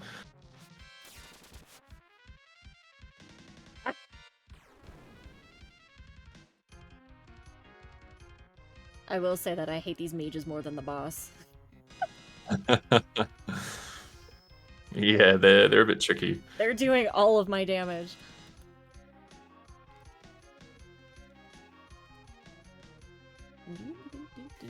Do you guys have any plans for, like, is there gonna be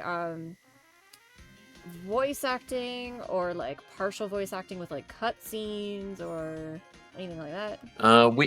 We have no plans to do any voice acting. At some point in time, I'll probably include like a text to speech for those that want it, because I know that some people enjoy that.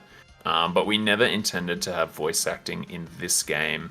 Just because a lot of the old school games that we played, they didn't really Yeah, I just didn't have it. have it, and I have on like a personal note, I have nothing wrong with voice acting. It absolutely has a place, but I found that when I was young and playing these games, I really enjoyed imagining the voices and reading through it all. Like it's like when you read a book and you like picture the characters and their voices, and that's kind of what we intended for this as well. That we wouldn't have voices and people could like imagine the tone and the writing as they played. I mean, that makes sense. But we might include it eventually if there's like enough demand for it. But we don't have any plans to, and it would be like a whole nother thing that we would have to include. Which again, like if that's what people want, and we'll do it in future games, then like that's what we'll do. But yeah, no plans to for Cross at least. Although it would be cool. I wonder who we'd end up going with. I mean, I could see it as being like an accessibility thing of like, oh, like not everybody could like read it, so like we threw voice acting in as an option kind of deal. But I mean, I've never seen text to speech used in a game, so that might work just as well. Yeah, either that or I listen to a lot of audiobooks, so it might be cool to get someone to narrate it like it was an audiobook, and they could just do the whole thing, or something like that. That'd be kind of cool. That would be pretty cool, but then you'd have to get like a voice that, or you'd either have to get a voice that like definitely won't annoy people, or have have a couple options. Yeah. Because I could see if it's one person saying everything, and like if it just happens to be a voice that's like grating to the one person who's listening to it, I could see that going poorly. Yeah, that could go pretty poorly. Just like I can't read this myself with this voice. Yeah, there are some like audiobooks that I've listened to that I've stopped because I don't like the person who's narrating it, and they're good books, but that's it. Yeah. I mean, it'd be an option though. So you guys were planning on releasing this in English and in Japanese. Did you have plans for any other languages, or? Yeah, actually, we did. We obviously it's subject to like how much this game is received, but we do really want to publish it in a bunch of different places. We're doing English and Japanese from the get-go, but we do want to make our games available in like lots of different languages. I guess the most prominent ones. I had a list of like 10 languages. I think we put it on our Kickstarter. I think we said we wanted to include languages that were spoken in countries like Korea and Germany and Brazil and France, etc., and China and whatnot. But we'll see how we go. Luckily, with doing a game that isn't voice acted, it's actually not too demanding to get it translated. So we just have to find like reputable translators to be able to do it, and we have already structured all our dialogue objects inside the game to pick whatever universal setting has been applied, because we've anticipated making it in more languages. So when we want to include additional languages, we can just like send the scripts off, have it translated, put them in a folder, and then the game will just ingest them, and then you'll be able to select it as a language setting. Gotcha. Which will probably take. It'll probably take a bit of proofing, but we anticipate releasing it in more languages than just languages that are spoken in like English speaking countries or Japanese, etc. So yeah. Cool beans. That's our intention. I figured out your weapon, what's breaking it. Oh yeah. It's the What's breaking? It's the character switch. Ah yes. Yeah. So Okay, makes sense.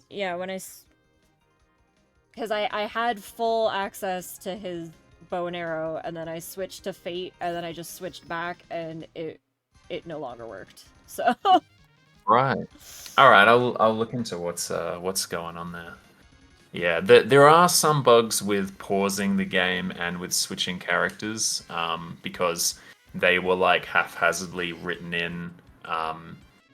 Like this demo is like a broken down version of the alpha, so there are some things that we had to patch over, like the main menu doesn't exist, which we do a lot of like settings loadings in there, and I guess it's caused a few errors.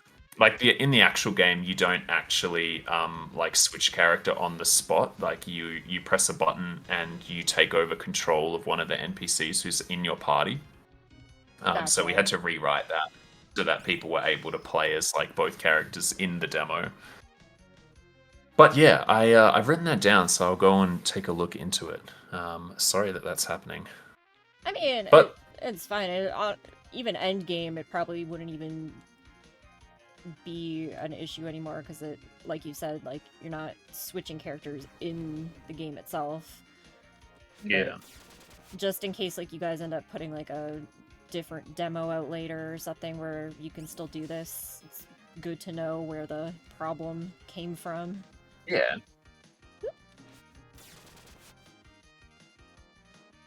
Stupid mages. Yeah, definitely. And any information about like where you notice bugs happen or anything like that helps nail down what's going wrong and where. So I think I have a pretty good idea of why it's happening if it's happening when you switch characters, which is good. Okay.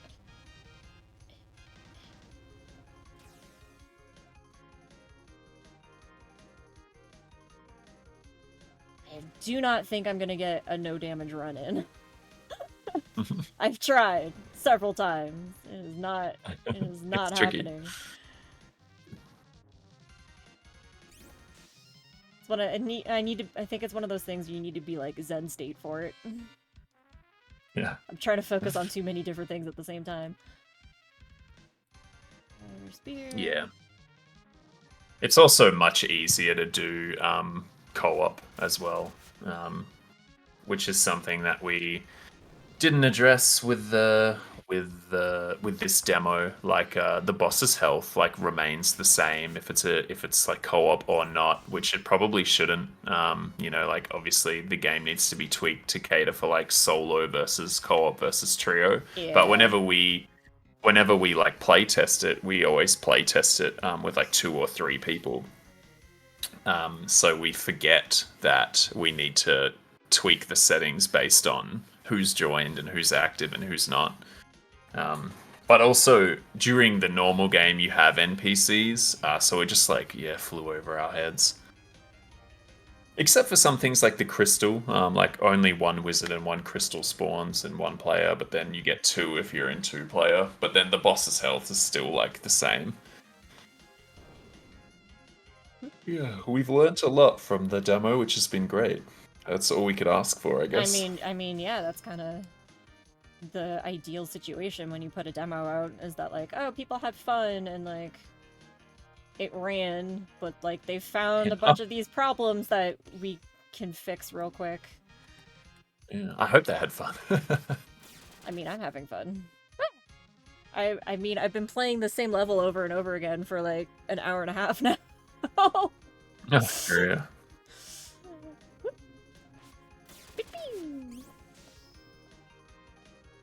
Uli, okay, well, I gotta go. Hope you all have a great night. So hyped for the game. Thank you for dropping by, Uli. Go wishlist on Steam.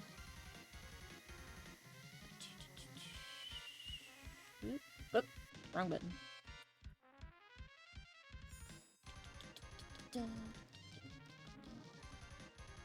I mean, it does feel like I'm getting better at the amount, oh god, of health that I'm losing, but I'm still losing it. Oh, wait, also, how's your visual novel game going, by the way? I mean, slow progress. Slow progress. Hey, slow progress is still progress. I The- was gonna say, yeah. I earlier when you brought up about like Steam Next Fest and like the co-op fest, I was gonna say, I actually saw that there at the start of March, there's like a themed sale on Steam for visual novels. Oh, really? I'm not sure if you know about the Visual Novel Fest, but it runs from the 4th to the 11th, and I'll send you details in Discord. But it might be something that you find really interesting because it's obviously just like, yeah, it's just a themed sale around visual novel games. Okay, well, we'll have to at least check that out. There's no way ours is going to be ready for that to, like, post Oh and do yeah, it, but it'll be nice to pick up some more visual novel games in the interim. yeah.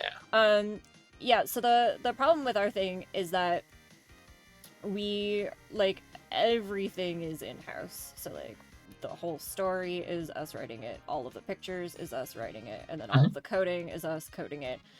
And there's only 2 of us working on it. Yeah. And the Jay, who's doing our art, also has, like, a day job. And oh god. Oh god. Rock. Oh no. And then on top, oh, I don't know what happened there. On top of that, there's like a local, like, citywide art contest, grant, I don't even know what to call it technically, going on right now that Jay's been, like, putting together an application for. So, like, that's kind of delayed some stuff too. Mm. Um, Yeah, they take a while to compose as well. They're so finicky. I mean, we have Grants, I mean. several notebooks full of, like, the pathways and stuff for the game. Mm. It's more so like, okay, like, do we kind of keep going back and forth. We have ideas for it to be like, oh, you can choose your gender at the start, and then that affects the story. Or do we want to just maybe release it as, like, one character at the start and go through that, and then maybe just have, like, a second game or a DLC or an update later on that lets you play as a different character? It's a lot. It's a lot of things that we kind of keep going back and forth on, and then a lot of drawing that Jay needs to do, so that we can at least Yeah, that's throw a lot of together work. what we're trying to do. But yeah, there's, like, a citywide thing that I guess they put, like, artists' artwork up as, like, what is it, like 3-foot by 7-foot banners around the city, Whoa. and like your stuff goes up for, like, an entire year, and they do it.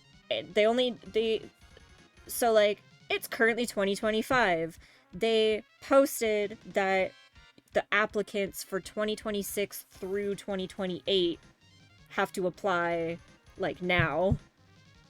Whoa. So, like, you apply now, and then they work with you for, like, 1 to 2 or 3 years, and then your artwork goes up for either all of 2026, all of 2027, or all of 2028.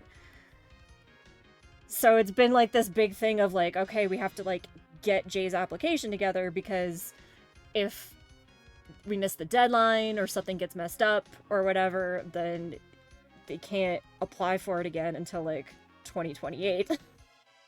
Yeah. Yeah, that's a long wait.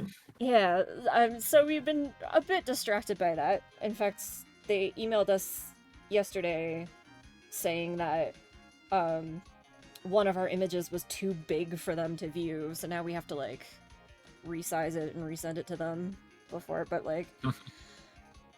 yeah, so that's been kind of taking over the last little while. At some point, we also need to figure out, because, like, we have character sketches and stuff done, but if we're trying to decide, like, should we post these? Should we get public opinion about them? But if we do that, it kind of, like, gives away part of the game. Yeah. And it's actually super hard to rationalize that. We've gone through something similar where we're like, how much do we like release? How much do we show people? Of how much feedback do we get? Because ultimately, yeah, it reveals stuff about the game that we don't want to reveal, that we want to keep as like surprises for people when they play. yeah, It's tough. It's tough. especially when it's like an RPG or a visual novel where like the story of it is so important. Yeah. And it's just like, okay, well, like, we can release this picture of this character sketch to, like, get people excited, but it kind of gives away a major plot point if we do. And it's just like, well, we don't want to give away a major plot point, but, like, we also want to get people excited about the game. Mm. So it's just like, a lot of our character sketches in our books and stuff are just like, do we post this? Do we show people like, hey, we've been working on it, we swear? Or do we just keep sitting on it, kind of thing? Yeah. Maybe you have to trust in your vision for now, or show some like people like maybe you could demo it at a convention where people don't keep copies and it's not like published widely. Get some feedback on it whilst also keeping it under wraps, and then put it in its best version and then publish it so that people can see and get excited. Yeah, that could be an option. The only issue is that like things from that always seem to leak. Yeah. And we're like pretty protective of our storyline idea because we thought it was ridiculous, but we also thought that it was a game that already existed. And then when we found out that it didn't, we were like, how has no one made this game yet? It's like, it didn't even make sense to us. And then we're just, so that's like part of, I got hit! Oh, I'm so sorry. Damn it. But that's like part of the reason we're so protective of it, because it's just like, it feels like the second someone else finds out about this idea, then they're gonna steal it. Because it's just like how, like, we thought that it already existed because it was just like, it's a ridiculous idea, but it's one of those like no-brainer ridiculous ideas that we're just like, well, of course that's they been exist. made. Yeah, it is really hard. That's something that we've kind of struggled with as well. Like, we want people to be excited about this game, and we want to like share so many of the like the details or the cool plot points and stuff. But also, we don't want to spoil things for people because we want them to experience it themselves, and B, we also don't want like people to take our ideas because we have some really good ideas, but we don't want to share them until like we actually publish the game. Yeah, exactly. And it's a really hard push and pull to like get people interested, where you have to be like, oh, you should play our game, and they're like, why? And it's like, well, here are some, we can't tell you, but you should. There's also because you guys went the route of like, oh, we're gonna get an amazing composer to amazingly compose our game, and all the music's gonna be, damn it, gonna be ours and stuff like that. But with our visual novel, we can do that for some of it, but we also have like a full playlist of songs that we wanted to use in the game that like match thematically with what we're doing. And that's been an entire nightmare of like trying to figure out like, okay, so who do we talk to? How do we get the rights to like the distribution rights to the song to like play it in the game? Oh, like licensing and stuff, yeah. And then it's like, and that stuff's a mess. And the other problem is some of the songs we want to use are like by like artists signed with a label, but then other ones are songs from like people on YouTube who like their YouTube accounts are, hey, I make songs, And it's just like, okay, so like we still need to like obviously get distribution rights for that song, but then it's harder to contact or to even know who to contact to get that, because some Yeah. of the people on YouTube do have labels and some of the people on YouTube don't. And some of the people on YouTube don't respond to messages on their account, but also don't have any way, like any other way of getting in touch with them. Yeah. So, that part's been a nightmare too. Yeah, I bet. There's a lot of back and forth and a lot of time there, and legal stuff is always it's always a bit of a head work, you know. And like we've had, like for example, Curtis makes his own music. Like he has CDs. He was on Spotify for a while, though I think he stopped doing that. Oh hell yeah. And he's like, well, if you like this song, I can like make one that's thematically similar. And I'm just like, yeah, but then that's like more work for you. And then on top of that, it's like there's the song that we want or is already like out there and exists and is perfectly the way we want it. So then it's like, it feels weird to just be like, okay, so we're gonna like kind of make the same song, but it'll be just different enough. Like that feels like Yeah. Stevie. Sounds like you've got some tough decisions to make. Yeah, I mean, that's kind of why we haven't been talking about it much. Yeah, totally fair. Like, people kind of forget that that's what the whole point of this Twitch account was in the first place. Yeah. Well, that's kind of why I asked, because I was like, how's that going? It's going. That's really the best way I can put it. It's like, it's going. Going. Slow and steady. We're working on it. When we figure out what we can say about it, we will say it, I guess, is the best way to... Gotcha. Let's just say I'm looking forward to it. But I mean, we have been playing this demo for well on 2 hours now. And I feel like now that you've started interviewing me, that might be a good place to call. Yeah. Well, I mean, thank you so much for giving it so much time and attention. I really appreciate it.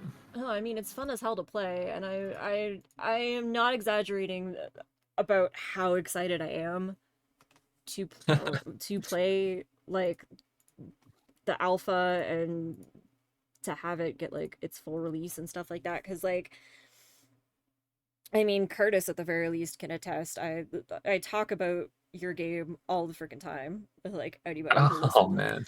Anybody who listen. Curtis says, really enjoyed the little bit of playing I did and watching/listening.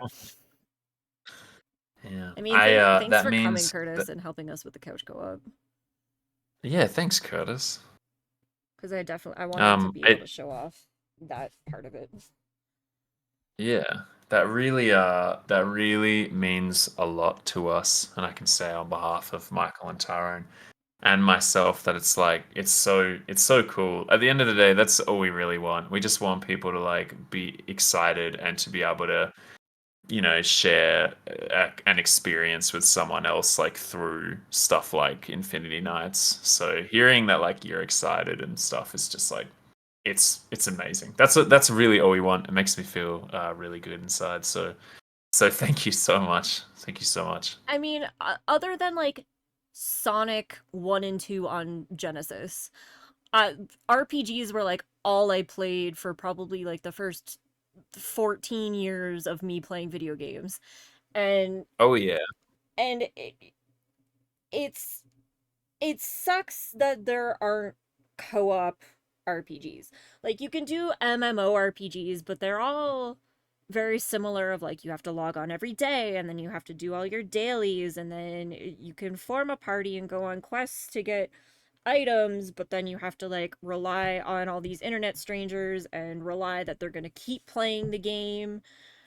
And like Yeah. MMOs drive me insane because I'll be super into it and I'll play it nonstop for months and months, but then like all the people you're playing with, they'll drop off slowly but surely, and now you're like playing a game that's designed for a bunch of people to play together by yourself.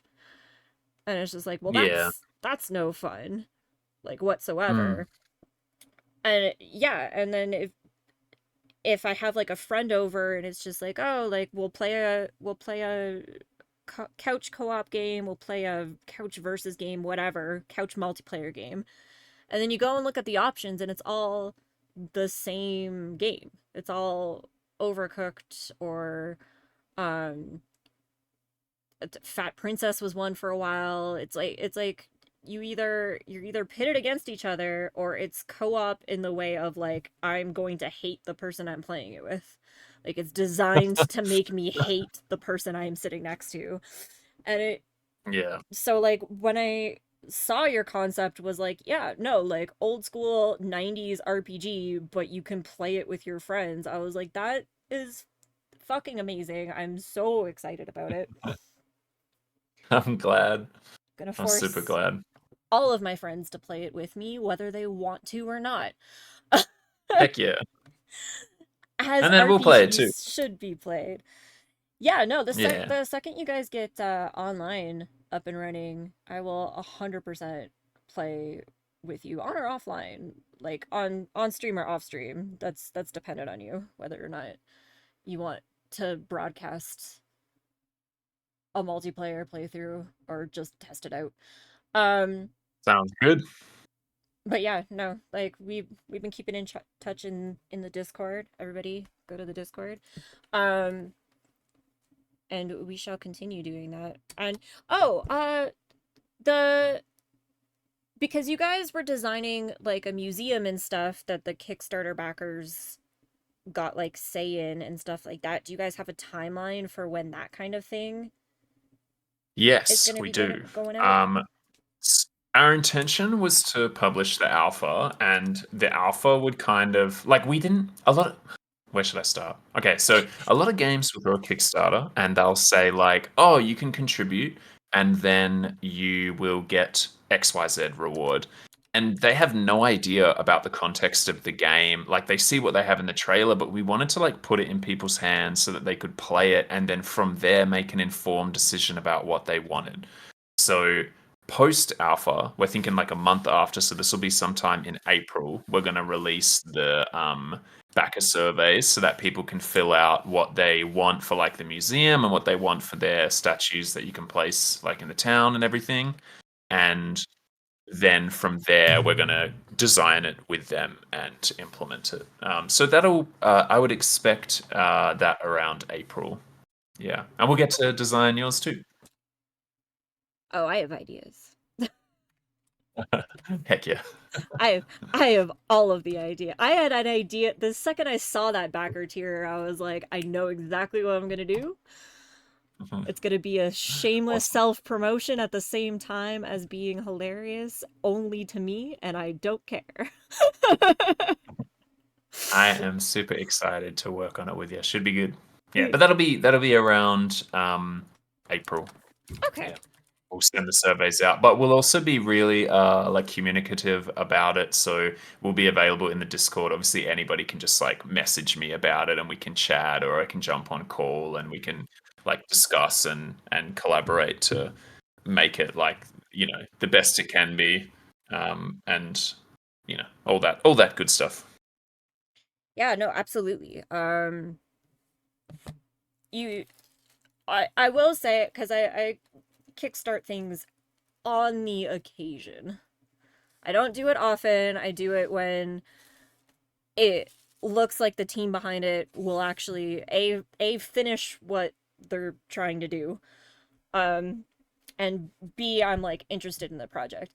And I'm appreciative of the way you guys have been handling your Kickstarter because I get like one email a month from you guys. And Yeah. it's just like, hey, this is what we did this month. This is the update. This is where we're at.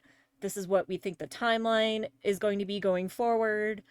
If you have any questions, come talk to us in the Discord. I have other ones that I'm getting a Kickstarter update like every other day about like nothing. about absolutely nothing. My inbox is so full of Kickstarter emails of just like hey, we're still working on the game. Hey, we took a couple days Yeah. off, so we haven't done anything new yet. And it's just like, why am I getting an email about this? Yeah. It's like, what are Yeah, you doing? it's difficult.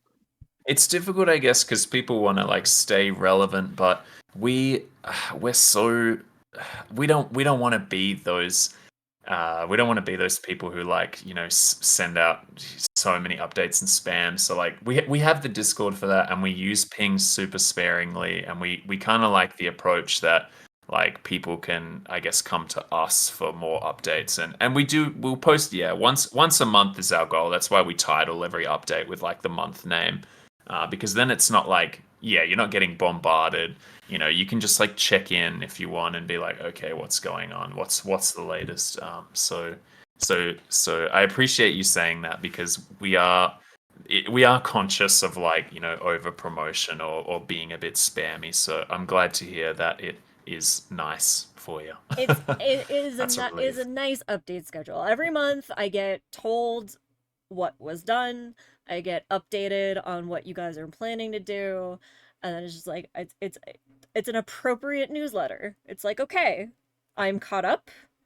I know what to expect for the next little while.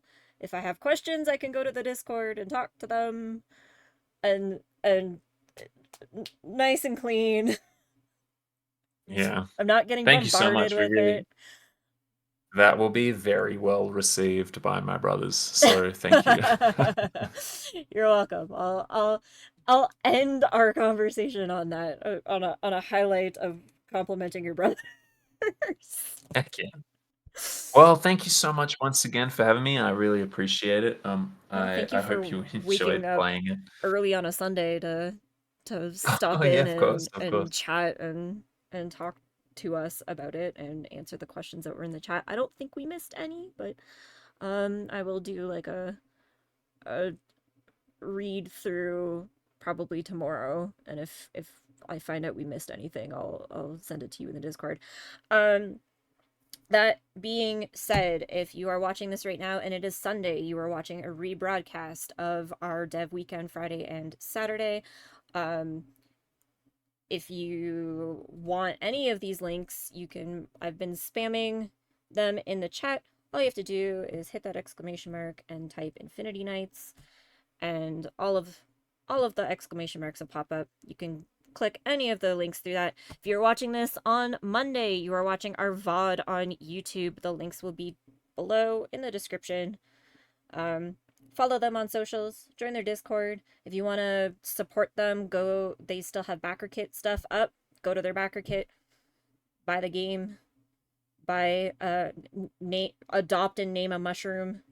And I think the other one that was still available was make an achievement, I think. Yeah. Honestly, I've been eyeing that one. I Yeah, challenge people, get them to do something in game. if it if it's still there in like a week, I might be making my own achievement. But anyway, that's all available. You can join their Discord and chat with them as well. All of those links are either in our chat right now or in the VOD description down below. And thank you for stopping by today, or Sunday if you're here and watching, or if you're on our YouTube and watching. And if you have any other questions that didn't get answered, feel free to leave them in the comments, and they will be tagged and relayed to the appropriate parties. So yeah, thank you again for coming, Saxon. Anytime. Thank you so much for having me. Thank you. And then, yeah, so tomorrow is our Dev Weekend rebroadcast. We'll be broadcasting the entire developer weekend all day tomorrow for the entirety of Sunday. So if you missed any of the other games that we played this weekend, you can check them out tomorrow or go to our YouTube page for the VODs. Thanks for coming, guys.